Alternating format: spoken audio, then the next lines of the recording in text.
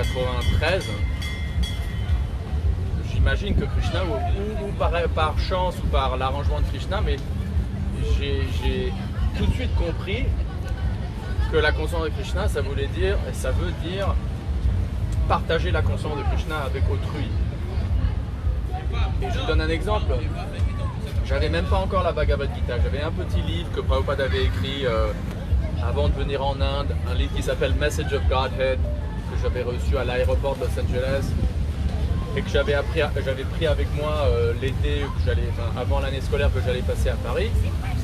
Et ce livre, j'arrivais même pas à le comprendre, quoi. Je lisais, c'était un petit livre, un commentaire sur le 3e chapitre de la Gita et tous les mots en sanskrit, la façon de parler de Prabhupada, je captais pas vraiment, donc même ce livre-là, je l'avais pas lu. Et je suis allé à une conférence, après je suis allé à la conférence de Bhakti Swami qui m'a vachement touché, et après je commençais à aller, on avait un petit centre de prédication similaire à celui à Saint-Pierre, qui s'appelait le Centre culturel Hare Krishna, juste en face de l'université de Jussieu, et c'était à 10 minutes de marche de là où je vivais. Et ils faisaient le programme lundi, mercredi, vendredi, donc j'y allais comme ça régulièrement et j'écoutais des classes, mais j'avais toujours même pas là, j'avais pas encore la Bhagavad Gita, rien quoi. Et disons le 3e dimanche, je suis allé au temple, qui se trouvait à l'époque à Noisy-le-Grand, à l'extérieur de Paris. Et là il y avait un brahmachari, un moine de Croatie, qui s'appelait Avidman. Et puisque ma mère était de Croatie, bon, il s'est lié d'amitié, il a voulu être gentil avec moi. Tu viens d'où? Je suis français, ma mère était croate. Ah voilà, mais moi aussi je suis croate. Bon, on est devenus copains comme ça. Et le jour même, ou peut-être une semaine plus tard, il m'a donné un livre qui venait de sortir à l'époque et publié par le Bhaktivedanta Book Trust. Un gros pavé comme ça, qui s'appelle, il n'est plus en publication, mais tu en trouves un peu des copies un peu ici et là, qui s'appelle Le Nectar de la distribution des livres. Et donc c'est un gros pavé comme ça avec des teneurs éportées, des citations de lettres que Prabhupada a écrites, tout sur le sujet général de la prédication, pour utiliser un terme chrétien, de prêcher la conscience de Krishna, et spécifiquement sur la distribution de littérature védique, Bhagavad Gita, etc. Et ce livre, c'est vraiment le premier livre que j'ai commencé à lire, et puisqu'il y avait non seulement des citations de Prabhupada, et en plus c'était pas vraiment des trucs très difficiles à comprendre, quoi. En plus il y avait des interviews avec d'autres dévots, une introduction écrite par un dévot de Suède, enfin bref c'était plus accessible. Mais moi mon expérience c'était qu'avant même de comprendre le ABC de la Bhagavad Gita, j'ai compris en lisant ce livre-là, qui était le premier livre que j'ai lu quoi, dans la conscience de Krishna, que être conscient de Krishna inclut partager la conscience de Krishna avec autrui. J'ai tout de suite compris quoi. Un gros livre comme ça, je l'ai lu du début à la fin, et c'est seulement après que j'ai acheté la Bhagavad Gita. Donc moi ma première expérience dans la conscience de Krishna, ma première impression, mon premier, comment on dit, il y a un mot quand tu as une impression subtile, ressenti. Un ressentiment et un samskar. On parle des samskars, vous savez, dans la tradition hindoue, c'est pour ça que l'enfant qui reçoit sa première graine, c'est son premier samskar, etc. quoi. Donc ça veut dire une impression subtile sur le corps subtil qui influence le reste de notre vie, quoi. Alors, là, les pauvres adolescents d'aujourd'hui qui ont toutes sortes de samskars quand ils vont sur internet, bonjour quoi. Ouais. Bon point. Des empreintes, exactement, des empreintes, merci. Donc moi, la première empreinte que j'ai dans la conscience de Krishna, c'est que voilà, c'est un mouvement de prédication, c'est un mouvement où on partage la conscience de Krishna avec autrui. Et ayant lu ça, depuis 93, 26 ans, je continue à être d'accord que la conscience de Krishna, c'est pas basé sur ça, mais on ne peut pas vraiment être conscient de Krishna sans vouloir la partager avec autrui. Je me rappelle, je lisais ce livre et j'ai acheté une Bhagavad Gita pour moi-même, et après je me suis dit il faut les distribuer, Alors à l'époque, j'avais une collection d'environ 70 CD, c'était avant MP3, avant iTunes et tout. J'avais 70 CD de super musique, reggae, Bob Marley, Toots and the Maytals, jusqu'à les Doors, toutes les années 70, là, l'époque où quand Prabhupada était sur la planète, quoi. Du funk, Stevie Wonder, etc., The Police, un peu des trucs des années, une grosse collection de musique. Et donc j'ai acheté 20, je me rappelle, j'ai acheté 20 Bhagavad Gita, des grosses, au prix de l'achat. Et j'ai mis tous mes CD dans un sac à dos, les Bhagavad Gita dans un autre, et je suis allé au croisement du boulevard Saint-Michel et Saint-Germain. Ouais, exactement, Saint-Germain, boulevard Saint-Germain et boulevard Saint-Michel, à côté de la Sorbonne. Il y a plein de magasins de disques d'occasion, plein d'étudiants, le quartier étudiant, quoi. Et j'ai mis mes deux livres, mes deux sacs à dos par terre, j'ai dit CD gratuit. Alors tout de suite, il y a 10-20 personnes, qu'est-ce que tu racontes et tout. Je dis ouais, vous pouvez prendre 3 CD gratuits, mais vous devez acheter ce livre-là. Alors les mecs ils faisaient le calcul rapide, ils voyaient, tu vois, je sais pas, Bob Dylan, Greatest Hits, des bons CD quoi, des trucs de qualité, et le livre il coûte combien? Je sais pas, c'était style 20 francs ou quelque chose comme ça, et un CD d'Oka ça coûtait style 11, 12 francs, alors donc c'est pour eux une super affaire. Alors eux, bah ouais ok, bah ouais voilà, je vais prendre celui-ci, celui-là, et en 10 minutes, le sac de Bhagavad Gita était vide et le sac de CD était vide aussi. Et c'est ma première expérience. Après, j'ai regretté d'avoir donné ces CD. Aujourd'hui, je suis musicien, ça fait un petit peu. J'avais toute une collection de musique que je faisais. Je suis multi-instrumentiste et je fais de tout, du saxophone, de la trompette, de la guitare, mais aussi de l'harmonium et de la flûte, un peu de tambourin, un peu de tout. Et je compose. Mais c'est toujours du Sankirtana Bhajana, mais aujourd'hui j'avais des clés pleines et je me suis dit, là je me suis débarrassé du numérique, mes clés USB ne me servent plus à rien. Mais je ne les ai pas données, je suis allé à la médiathèque et j'ai vidé mes clés. J'en ai donné une seulement à quelqu'un, mais j'ai enlevé tous les morceaux qui étaient les morceaux profanes, c'était du jazz en fait. Et je lui ai laissé juste des choses qui avaient un trait Sankirtana. Et je lui ai dit écoute ça. C'est du Sankirtana mais avec de la musique un peu du monde, mais ça reste toujours du Sankirtana, il n'y a plus de paroles, il n'y a plus rien, et il y a toujours une tempura derrière, il y a toujours quelque chose qui fait penser à. Et lui il est rasta, et il voit que du feu en fait là-dedans. Et il a pris et ça lui plaît, il aime la musique, mais finalement ça va l'ouvrir à autre chose, ça va l'ouvrir à une autre vibration, ça va l'ouvrir à. Et moi je voulais me débarrasser aussi de ça. Parce que. Et après je me suis dit, j'ai bien fait de ne pas lui donner tout le reste de l'autre musique parce que ça l'aurait contaminé. C'est ce qu'il voulait. Je lui ai donné ce qu'il ne voulait pas, mais pour lui ça va être bon quand même. Et j'ai fait ça hier. Et du coup j'ai plus de musique télévision et tout ça. T'en fais pas, bientôt tu vas le regretter aussi. Non, je de temps en temps, une bonne chanson de Bob Marley. J'ai donné aussi ma guitare basse, j'ai donné ma guitare électrique, j'ai donné mes amplis, j'ai tout donné. J'ai pas de regrets parce que j'ai donné aussi ma clarinette, saxophone et trompette. Non, il n'y a pas de regrets. Pour l'instant. Non, il n'y a pas de regrets. J'ai 45 ans et... Prochaine fois, je suis encore donné dans la société. Mais j'ai gardé mon harmonium. Je garde ce qui est bon. Je jette ce qui a des empreintes karmiques mauvaises, les vasanas, et je garde les bonnes choses, le lien avec l'éternel. Il n'y a pas de regret. Avec Dieu, il n'y a pas de regret.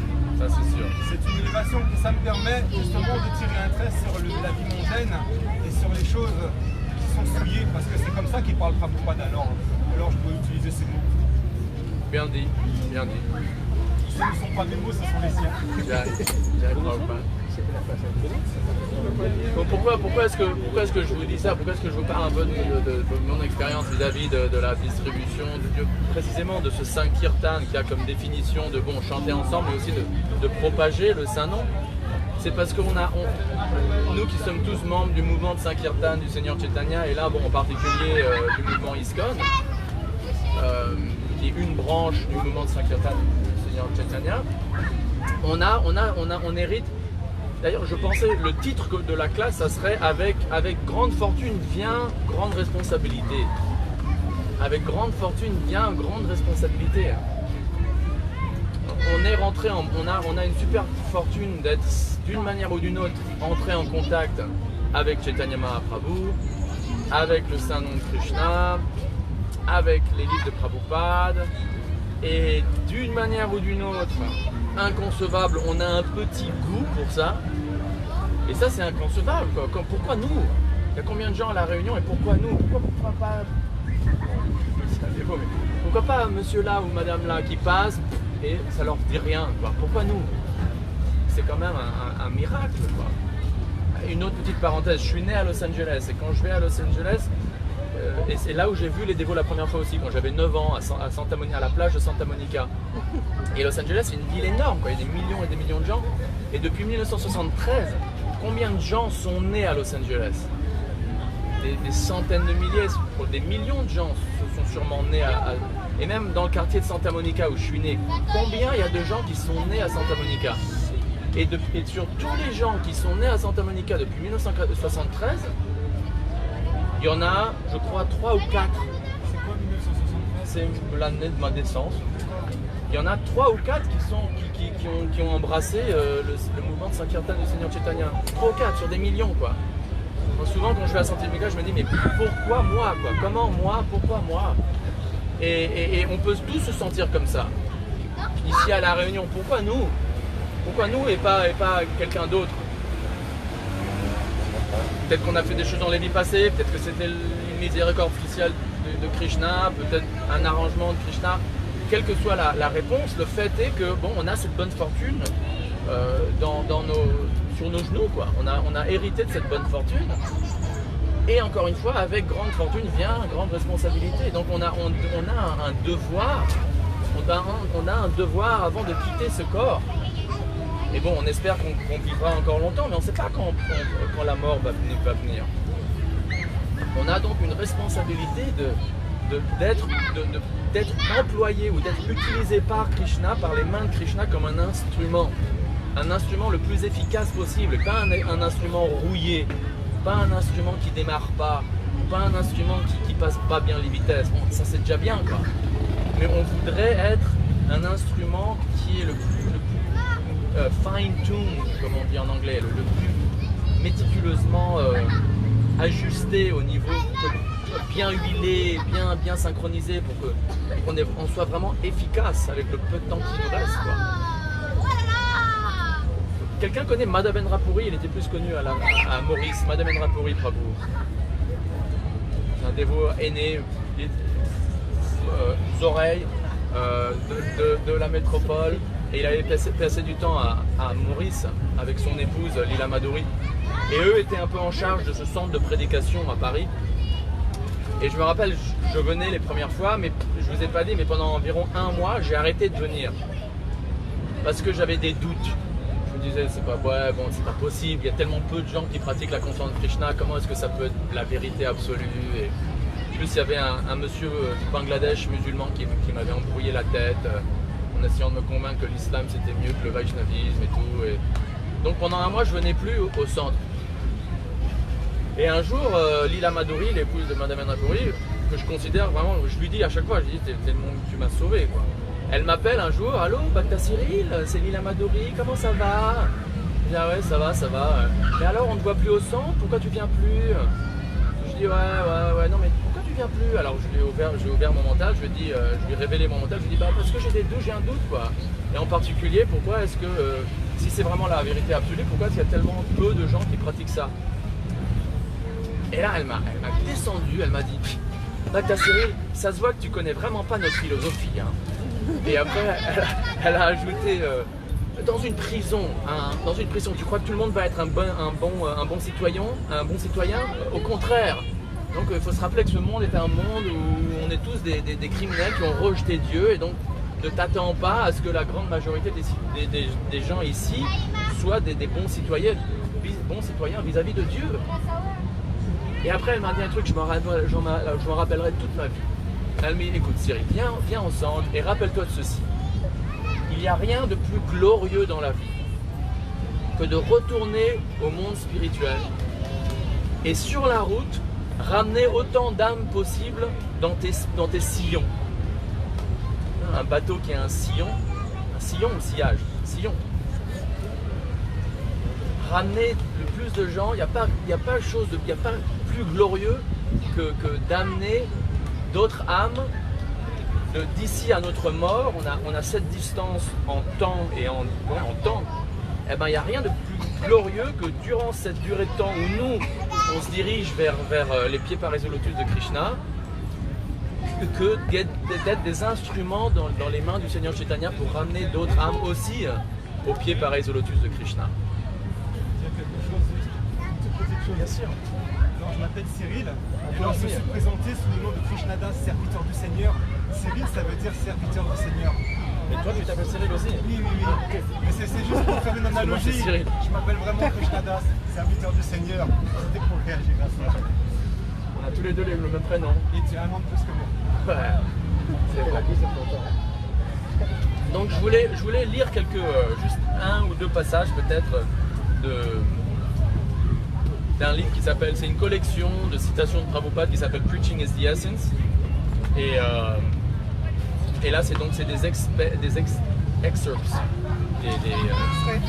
extraits de différents livres qu'il a traduits, que ce soit le 7e chant du Bhagavatam ou et on parlait donc de Prahlad Maharaj. Donc je voulais juste vous en lire quelques-uns dans le chapitre qui s'appelle Prêcher se base sur la compassion. Sur la compassion. On doit développer de la compassion, quoi. Exemple, Prabhupada était en voiture, il ne conduisait pas, mais il était amené pour faire une promenade à Los Angeles et il passait devant le parc Rancho Park, près de Westwood. Et je crois que c'est Tamal Krishna Maharaj qui raconte ça dans les Prabhupada Memories, dans la série d'anecdotes sur Prabhupada. Et là, Prabhupada a vu des vieux monsieur retraités, style 70 ans, 80 ans, en train de jouer au golf. Et selon ce témoignage, Prabhupada a commencé à avoir des larmes aux yeux qui lui sont tombées. Il a commencé à avoir des larmes aux yeux en voyant des vieux monsieur en train de jouer au golf.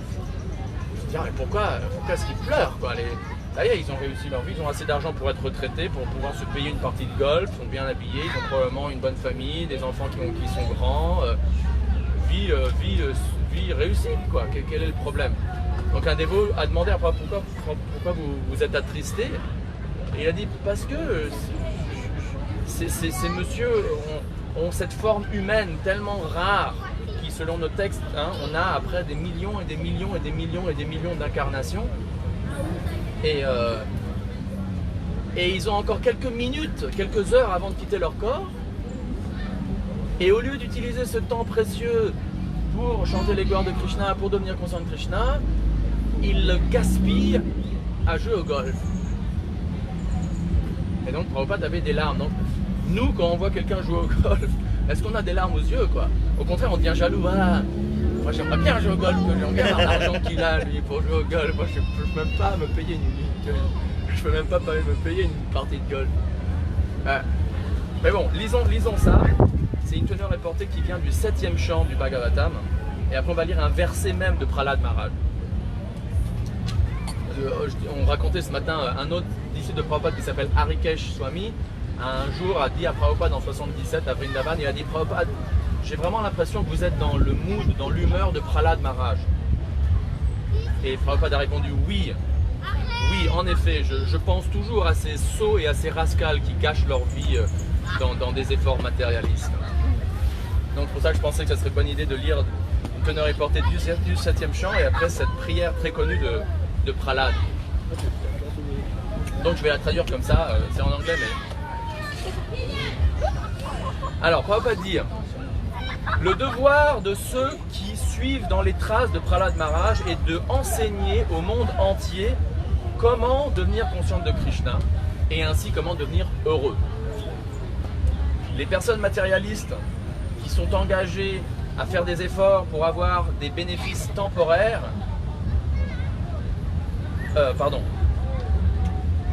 les gens matérialistes, eux, ils font ça, ils sont engagés pour obtenir des bienfaits temporaires.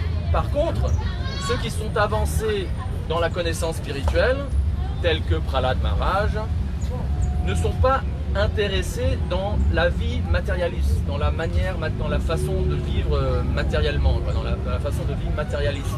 Ça ne veut pas dire qu'on doit devenir tous des renonçants, sannyasis, et renoncer à la famille, renoncer au monde. Non, c'est une question de conscience interne.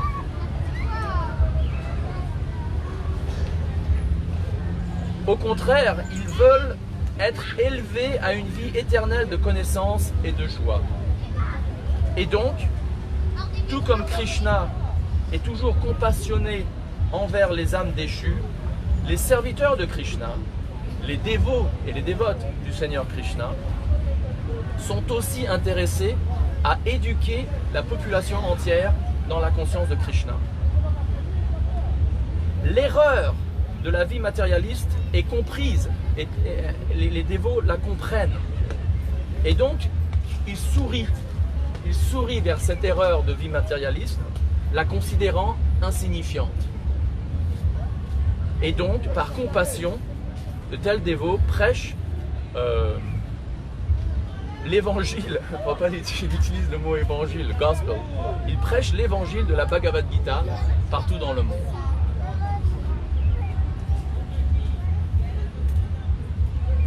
Ça me rappelle, quelquefois on rentre en contact avec des chrétiens un peu obtus, quoi, hein, bien gentils, mais bon. Et il y a une région aux États-Unis qui s'appelle the Bible Belt, la ceinture de la Bible, littéralement. C'est dans le sud des États-Unis, style les États comme le Mississippi, Tennessee, Nebraska, Caroline du Sud, où il y a une grande population de chrétiens, généralement protestants évangéliques, mais vraiment, quoi, très. C'est Jésus et tout le monde va en l'enfer si t'as pas Jésus, quoi. Et donc les dévots distribuent des Bhagavad Gita là-bas, surtout dans un parc national qui s'appelle, j'ai oublié le nom, mais un parc national où il y a beaucoup de touristes qui passent et la majorité sont chrétiens. Et donc de temps en temps, ils ont un peu des difficultés avec quelques individus qui peuvent être un peu peut-être pas très sympas ou vous pouvez comprendre, quoi. Mais une fois, je me rappelle, il y a un dévot qui m'a raconté comme quoi il distribuait des Bhagavad Gita et il y avait un monsieur style 30 ans, seul, qui le regardait de loin comme ça, à 2 mètres, qui l'observait en train de distribuer, en train de parler à des gens, leur montrer la Bhagavad Gita. Et ce dévot, il s'appelle Sarvatma, il l'a remarqué, mais bon, le type il l'approchait pas, donc il l'ignorait, mais il savait qu'il était là depuis quand même 5-10 minutes. Finalement, le type est venu et il a approché Sarvatma, il lui a dit je peux en voir une s'il vous plaît? Alors il dit ok, tenez, alors il lui donne la Bhagavad Gita et merci.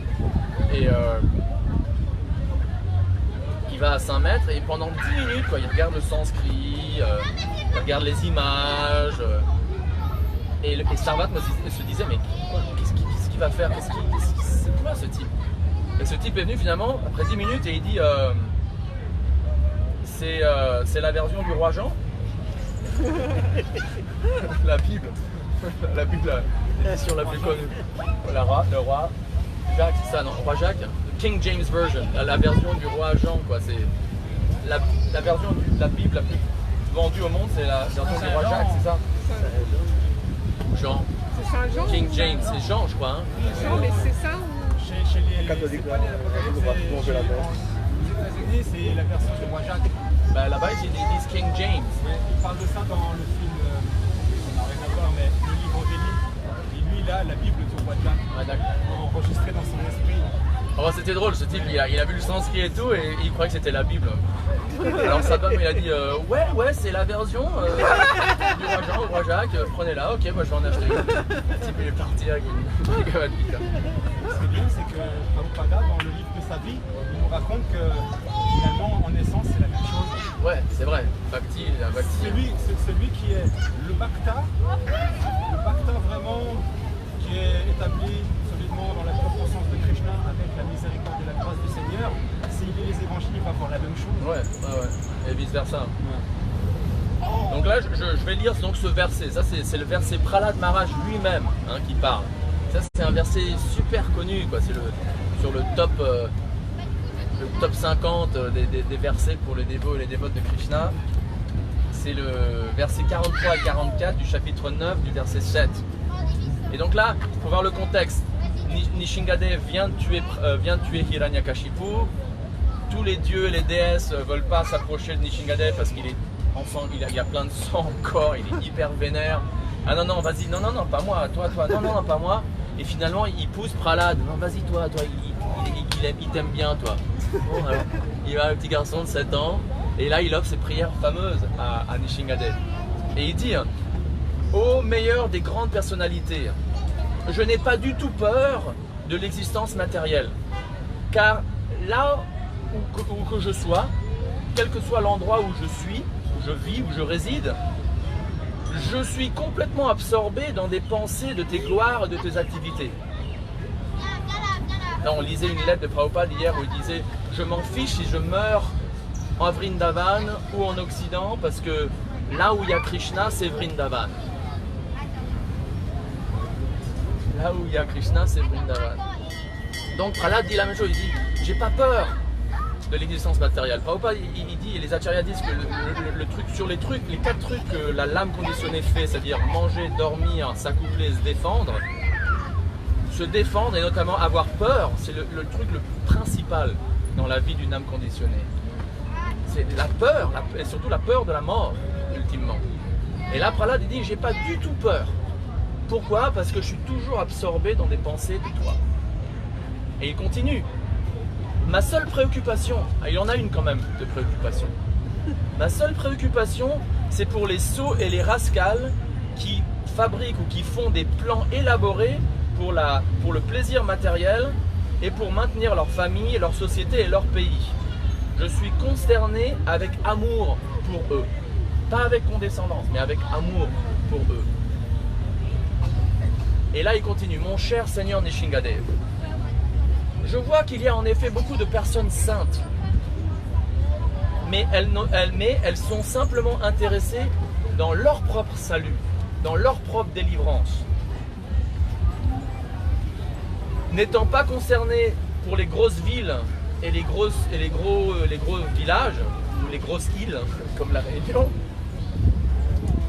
ils vont aux Himalayas ou dans la forêt pour méditer avec des vœux de silence. Ils ne sont pas intéressés à libérer ou à délivrer autrui. En ce qui me concerne moi, par contre, je ne veux pas être libéré tout seul. Je ne veux pas être libéré tout seul, laissant à côté tous ces pauvres sots et rascals. Je sais que sans la constance de Krishna, sans prendre refuge à tes pieds par le lotus, l'on ne peut pas être heureux. Et donc, je veux les ramener, eux et elles, de retour au refuge de tes pieds pareils au lotus. Prière de Prahlad. Moi, je m'en fiche. Je pense pas à mon salut, je pense pas si je suis avancé, si je suis pas avancé. Moi, ce qui me concerne, c'est les gens autour de moi, quoi. Je veux que eux aient le refuge de tes pieds pareils au lotus, mon cher Seigneur. Parce qu'ils ne peuvent pas être heureux sans ton refuge. Et là, Prabhupada, quand on lui a dit à Vrindavan, vous avez l'air d'être très dans le mood de Prahlad Maharaj, il a dit oui, je pense toujours à ces sots et à ces rascals, en citant ce verset même, quoi. Et on voit, Prabhupada a fait ça, il aurait pu rester à Vrindavan, pépère, à 70 balais, 70 ans, Radha Krishna, et voilà, retourner. Mais non, à 70 ans, il se tape 2 crises cardiaques pour arriver à New York, sans un sou, avec un contact à Butler, Pennsylvania, et une ville gigantesque, un monstre de New York, sans rien. Et là, pendant les 12 ans qui suivent, il se détruit la santé pour établir la conscience de Krishna. Et même jusqu'à sa dernière, on voit les films, on voit dans la vidéo de la disparition de Prabhupada, on le voit sur son lit de départ à Vrindavan, il ne peut plus bouger. Le docteur ayurvédique il dit que ce monsieur devrait être en train de hurler de souffrance parce que tous ses nerfs sont à l'air, parce qu'il y a pratiquement plus de chair, quoi. Il est tellement maigre que tous ses nerfs sont exposés aux éléments, et donc il devrait être en train de hurler, ce monsieur. Mais au contraire, il est là, et Ajayadvaita Swami et les autres dévots qui mettent le micro, vous avez vu la photo, qui mettent le micro à la bouche de Prabhupada, qui lui lisent le verset du 10e chant, chapitre X, et Prabhupada, et incapable de même bouger, il récite ses dernières teneurs et portées, quoi. Pour nous. Pour nous. Donc voilà mes amis, on doit vraiment se dédier à... Comme on dit, hein, on ne peut jamais repayer la dette au maître spirituel. D'ailleurs, il y a une blague, Hridayananda Maharaj, un de mes Shiksha Gurus, un disciple, d'ailleurs le même, Sarvatma, qui avait distribué la Bible, soi-disant, il avait demandé à son gourou, j'ai besoin d'emprunter de l'argent, est-ce que vous pouvez me prêter $3000? C'était il y a environ 15 ans. Et son gourou, Hridayananda Maharaj, qui vit encore, lui a dit, bon bah ok, d'accord. Et il lui a prêté $3000. Un mois c'est cool, 2 mois c'est cool. Bon, ils étaient quand même très proches, hein. C'est un des premiers disciples à Maharaj, donc ça remonte à 1980, 79. Donc il lui fait confiance. Mais bon, 2 mois, 3 mois c'est cool, il ne le repaye pas. Et un jour, Sarvatma est en train de conduire Hridayananda Maharaj à un Amahat, à un programme. Et dans la voiture, Maharaj lui dit, mais hé Sarvatma. Et Sarvatma dit, oui, Gurudev, tu ne me dois pas d'argent? Et Sarvatma lui a dit, Gurudev, c'est bien connu, la conclusion des écrits védiques, c'est que le disciple ne peut jamais repayer la dette. Il a bien eu, quoi. Il a fait rire son maître spirituel, c'est une bonne augure, et il a repayé bien sûr ensuite. Le point c'est qu'on a reçu, on ne peut pas repayer la miséricorde qu'on a reçue, et donc ce qu'on peut au moins essayer de faire, c'est dédier notre temps, dédier notre argent, dédier notre mental, notre cœur, à non seulement être conscient de Krishna, et là ça fait plaisir à nos gourous, ça fait plaisir aux acharyas, ça fait plaisir à Chaitanya Mahaprabhu, à Krishna, mais aussi d'essayer de manière intelligente, de manière détachée, de manière vraiment en prenant compte des temps et circonstances, en respectant le libre arbitre d'autrui, mais essayer quand même de partager cette glorieuse conscience de Krishna avec autrui, ici à La Réunion et dans le reste du monde. C'est le Prabhupada qui Payer soi-même pour qu'il nous élève. Ouais. Jai.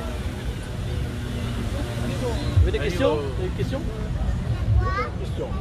Pourquoi tout le monde adore toujours les maîtres spirituels, tout ça, pourquoi personne n'adore pas Arjuna? Pourquoi personne ne voue un culte à Arjuna? Je crois qu'il n'y a rien contre. Non, non, parce que dans Bhagavad Gita, il dit que Krishna l'a confié beaucoup de secrets, parce qu'il n'a pas besoin. Mais alors pourquoi personne ne veut, on voit pas beaucoup de temples ou de culte à Yudhishthir ou à Nakula ou à Sahadev mais ils sont vachement respectés, ils sont vachement glorifiés et je suis sûr qu'il y a des dévots, il y a des gens qui leur offrent un puja, ça se fait. Il y a une divinité qui s'appelle Krishna June. Eh ouais, Krishna. Pas Krishna et par là, c'est Krishna June. Donc tu peux, hein, si tu es inspiré à offrir un beau puja à Arjuna, tu recevras ces bénédictions pour ceux.